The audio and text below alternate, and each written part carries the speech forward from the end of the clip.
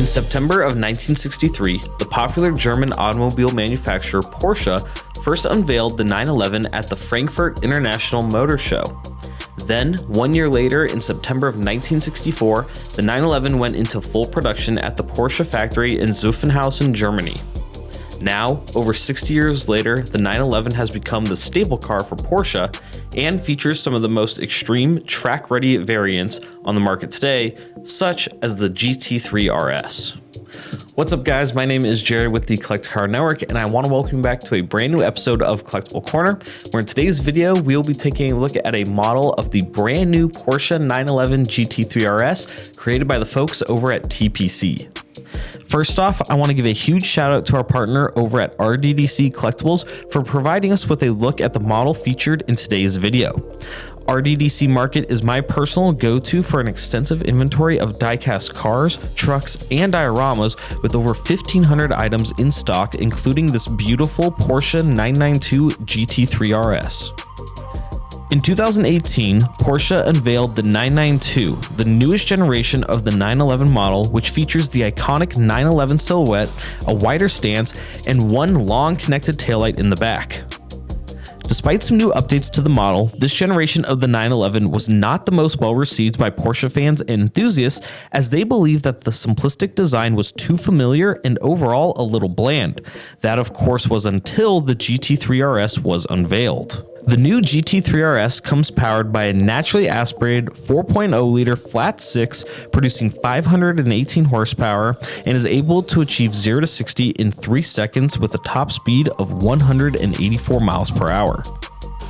The model that we have here today from TPC is the newest iteration of the Porsche 911 GT3 RS. You can spot some of the updated features over the regular GT3 model, such as the rear wing, dual vented hood, and added aero on the sides of the front and rear bumpers. Something to note about this model is the phenomenal execution and attention to detail when it comes to key features that you just don't typically see on many models. For example, the steering wheel on the inside of the car actually features the Porsche logo on it, the wheels have visible slotted brakes and calipers, and the headlights have fake bulbs on the inside to show off the details and depth. If you have seen any previous episodes of Collectible Corner, then you know that when talking about premium die-cast cars, I always like to mention the addition of side mirrors when it comes to 1/64 scale models. Another thing that I love about premium models like this that are noted as being limited edition is when the company adds the number for which the vehicle is in the limited run.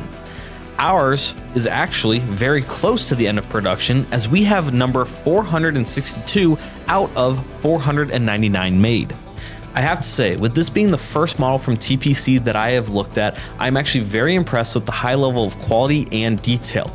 I do, however, have one complaint, and it doesn't even have to do with the model itself. It actually has to deal with the packaging. I personally would rather have a lid that clicks into place opposed to the one that came on this car, as it is not secured when you go to pick it up.